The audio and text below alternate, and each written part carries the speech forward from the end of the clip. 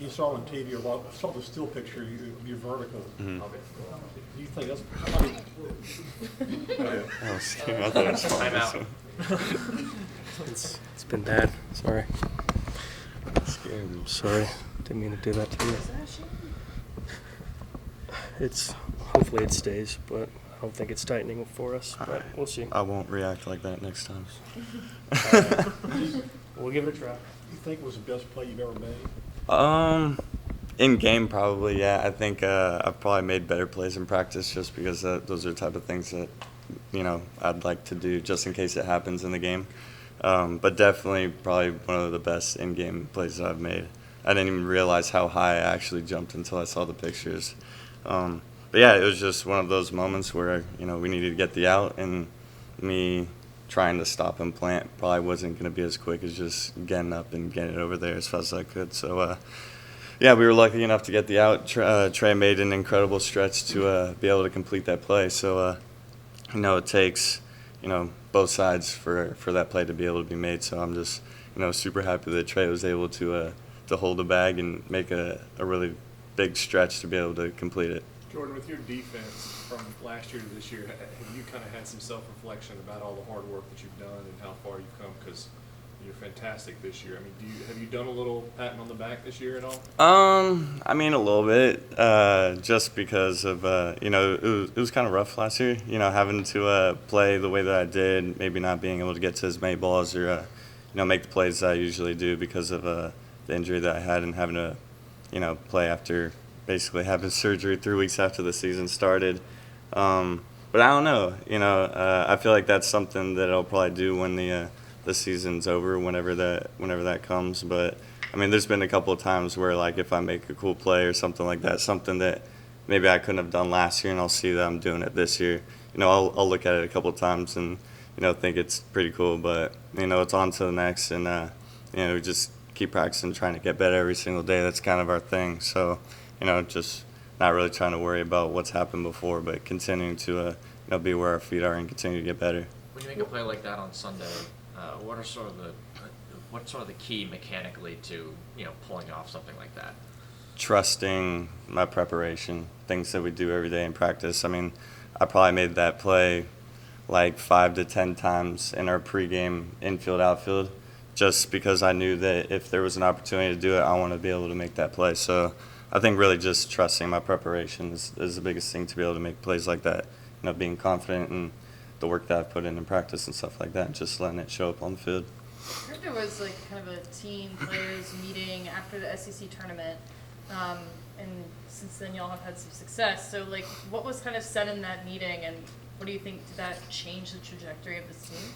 Yeah, I think we all could agree on as a team that we probably weren't playing to the standard that we were playing at the beginning of the season, and we really just needed to get back to who we were as a team, and take more pride in every single at bat, every single pitch, and just trying to get the job done, and knowing that these are the last times that this group will ever be together, and we just want to cherish every moment. We don't want to lose. We don't want to stop playing with each other, so we're going to do whatever it takes on every single pitch to continue playing. Who kind of led the meeting, do you remember? Coach had us all together at first, and then after that broke apart, we had a position players held meeting where everyone kind of just chimed in and said their thoughts on what was going on and what we were doing before that made us so special, and maybe what we weren't doing at the time. And we kind of just came to a point where it was like, all right, this is all or nothing right now, and we're not looking back. So we kind of just ran with that and just trying to fight every single day to keep playing together. For the guys who have been to Omaha, what have they sort of said about that experience and some of the unique aspects of being there? Yeah, no one on this team. Oh well, Bryson and Coop have been there, but from previous teams, yeah, Christian also. But no one from like my incoming class or like Beloso and that have been there. But we were on teams the past couple of years with guys that had been, and they were just talking about how it's the most incredible experience of their life, and that it's the best atmosphere, best baseball, and it's something that they'll never forget. And I just can't wait to be a part of that.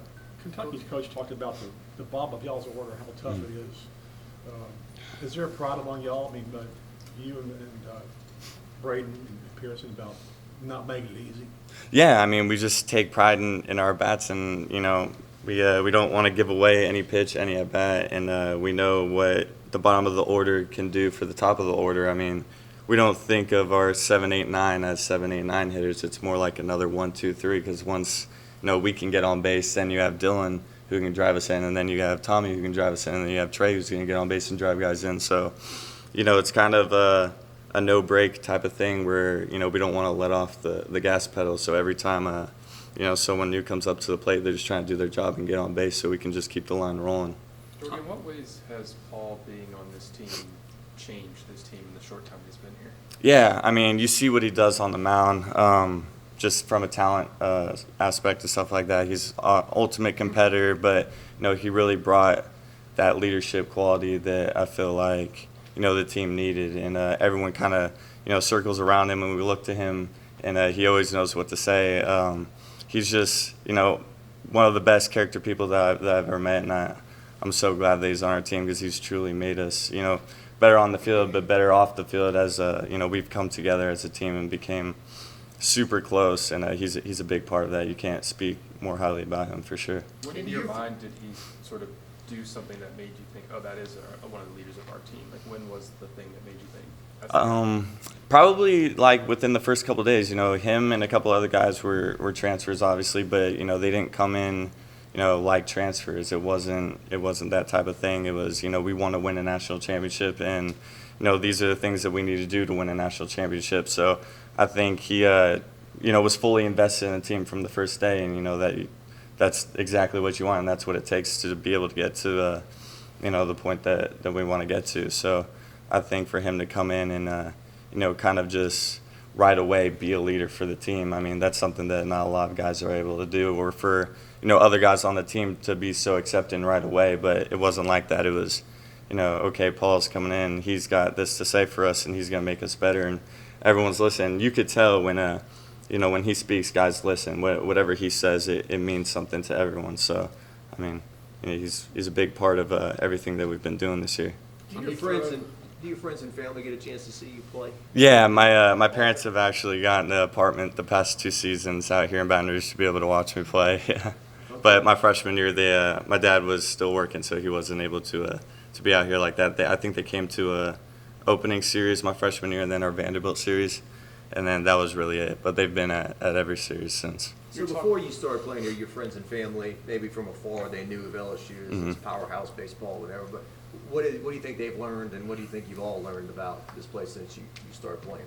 That it's special, that there's nothing else like it. I mean, you see places on the West Coast, and they don't really get that many fans, and then you come here, and a midweek game gets 5,000 to 7,000 people or whatever it is, and then I had no idea what the Super Regional was going to be like with the crowd, but I mean, every pitch it was like the ninth inning with 2 strikes, and we're trying to get a strikeout to end the game. That's how every single pitch of the game was.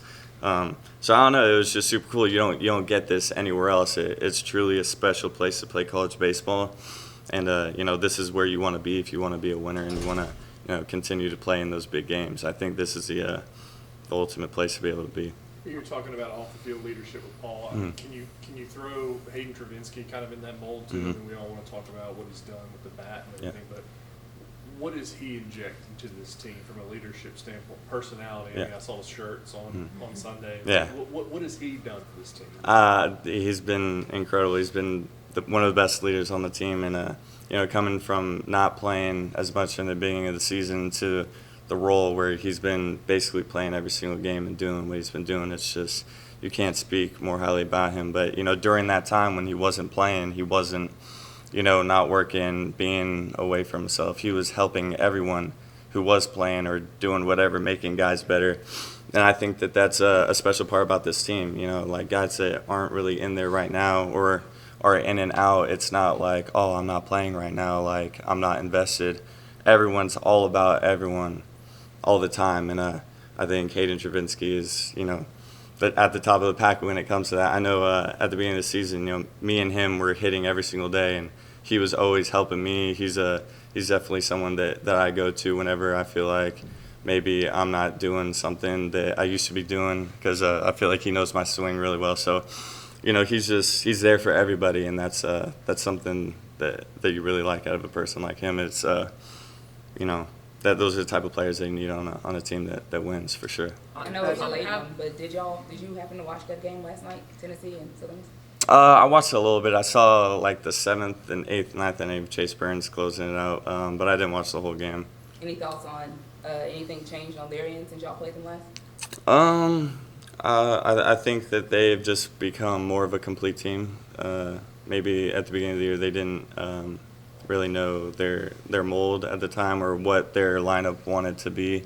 Kind of similar to maybe where we were last year, going through type of things where, you know, you're just trying to figure things out, and they've gotten to a point where you know, they look like a really good team, and they're obviously in Omaha for a reason. And they can win games. They have elite pitching, and they have a really good lineup. So it's going to be a good game. But I mean, we haven't really looked too much into like the last series that we played against them or anything like that. But I know this week we'll be preparing for it for sure. Time for maybe 2 more. I saw you draw something in the dirt for your last step. What was that? Well, I have a friend who had passed away last year before the season started, and kind of before every game when I go out to shortstop before the first pitch is thrown, I'll like draw his initials in the dirt with like some hearts next to it, just like remembering him and kind of playing for him and stuff like that. On the occasion where you've had to move over to second base, how comfortable are you with doing that, and what's that adjustment been like for you? I mean, I'm comfortable doing anything. I'm a baseball player, man. Whatever coach wants me to do, I'm gonna do. If they needed me to pitch, I'm gonna go up there and be able to pitch for the team. But I mean, it's no different. We're just trying to get outs and you know, do whatever it takes to win baseball games. So you know, whatever coach asks us to do, that's just what we do. I will let Chuck, last one. Thank you. Gavin's in the room, so I'm going to ask you to compliment him. He's going to have to hear it. But after the game the other day, interviewing him, he's like, Paul Skeens is great, Dylan Cruz is great, but I belong here too. Like almost like people here, he's got that dog or he is a dog.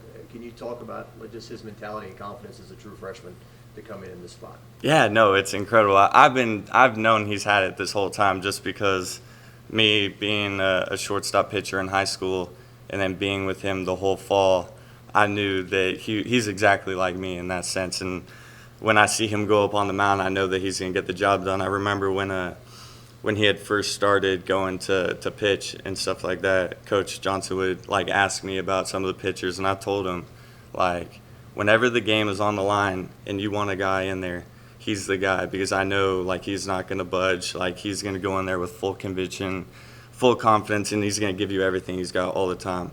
And that's just something that I saw playing shortstop with him throughout the fall and then the early spring. And you know, I had no doubt that he was going to be able to do the things that he does. Like when he went to South Carolina and was able to close out the game on the road in a hostile environment. You know, some guys can't handle that type of environment, but I had full confidence that he was going to do it. You know, when he gets an out, I'll look at him and I'll tell him, hey, let's go, finish. And you see it in him where he just locks it into a different mode, and boom, strike one, strike two, game over. So, I mean, every time he goes out there, I know he's going to get the job done. I'm just super happy and proud of him for what he's done. Thanks, Jordan. Yeah, of course. Jordan. Bring up Gavin.